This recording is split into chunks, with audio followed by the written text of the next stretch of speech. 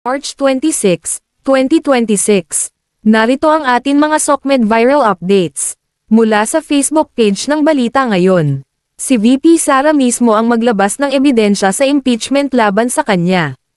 Tila kinwestiyon ni former COA, COMELEC Commissioner Attorney Rowena Guanzon ang pagsipina ng mga ebidensya sa impeachment proceedings laban kay VP Sara Duterte ng House Justice Committee na pinamumunuan ni Rep. Gerval Luistro. Sa kanyang social media post, giit ni Guanzon, si VP Sara daw dapat mismo ang maglabas ng ebidensya sa impeachment pero yung RAPE case ng asawa niya, imbis na ilabas ay tinago niya.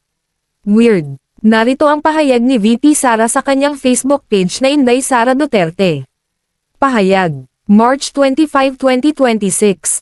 Mga kababayan, ang suliranin ng bayan ngayon ay ang nanganganib na pagsasara ng mga negosyo, ang pagkawala ng trabaho, at ang hirap ng bawat pamilyang Pilipino dulot ng patuloy na pagtaas ng presyo ng mga produkto. Ang imbitasyon na dumalo sa pagdinig ng Committee on Justice ay tila ginagamit upang makabuo ng isang media narrative na magkakaroon ng mini-trial, batay sa umano'y hindi ko pagsagot at hindi pagdalo. Sa ganitong paraan, ginagamit ang mga pagdinig upang makapagsagawa na naman ang House of Representatives ng ikatlong fishing expedition laban sa akin. Muli, inuuna ang politika kaysa sa kapakanan ng milyon-milyong Pilipino na hirap dahil sa mahal na bilihin. Malinaw na walang patakaran na nagsasabing kailangang personal na dumalo ang respondent sa impeachment complaint sa mga pagdinig ng Committee on Justice. Naisumit ko na ang aking answer ad cotelem. Sa ngayon, wala nang dapat pang gawin ang komite kundi ibasura ang mga reklamo dahil sa malinaw na kakulangan ng ebidensya.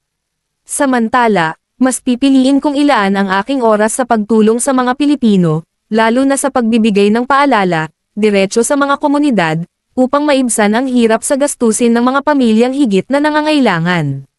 Shukran. Sara Z. Duterte, Vice President of the Philippines.